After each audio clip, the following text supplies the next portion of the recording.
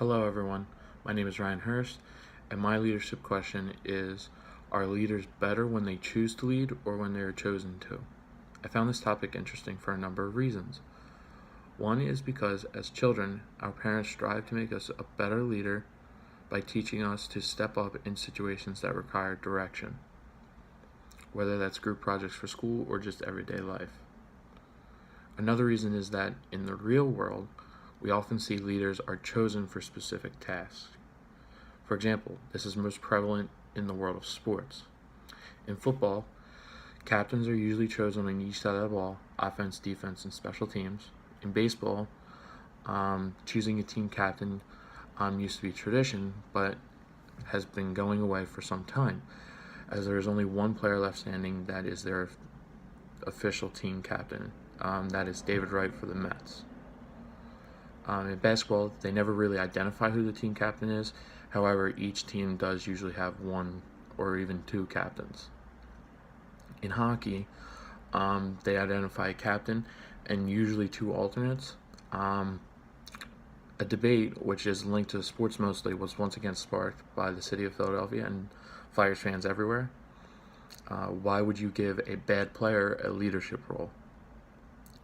When the Flyers announced that Andrew McDonald, a defenseman for the Flyers who would be an alternate captain for this year, fans went crazy because he is pretty much the most hated player on the team by all fans, including myself. We hate him because he's definitely the worst player on the team, but what we fail to realize is that talent or skill that enables people to produce on the field or in the workplace does not define their leadership abilities. When you realize that a player that wins a vote to be the leader, that has to wake up every day ready to inspire everyone else, you do see that he brings or she brings some kind of value to the team. We see the same tactic used by the Eagles. Chris Maragos, who plays safety in special teams, he's only a decent player, but he is the captain because of what he brings in terms of leadership and how he makes everyone else better. In the workplace, a study found that we perceive leaders to have high intelligence.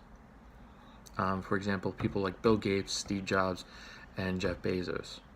But in fact, there is actually a pretty weak link between intelligence and leadership. And in fact, the study also mentions that there are other studies that are pulled from that theorize that having a leader who is substantially more intelligent than the group he or she leads is actually likely to cause that group to fail.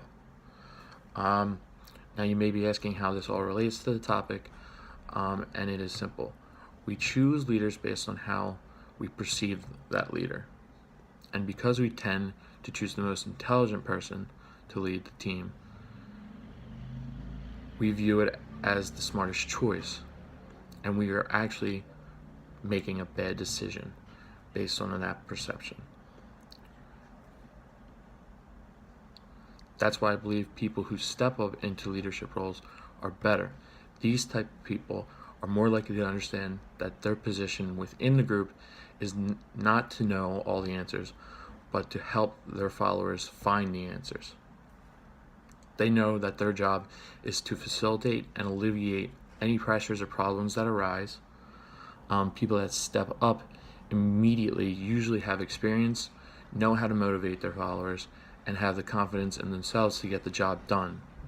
While yes, there are people who step up as leaders who have the narcissistic personality, they still do their best to get the best out of people who follow them. I'll leave you with this. John Maxwell states that leadership is about influence, nothing more, nothing less. So do you believe you can tame your subconscious when choosing who will lead your team, or would you rather have someone step into the role believing that they are the best person to help the team get the job done? Thank you.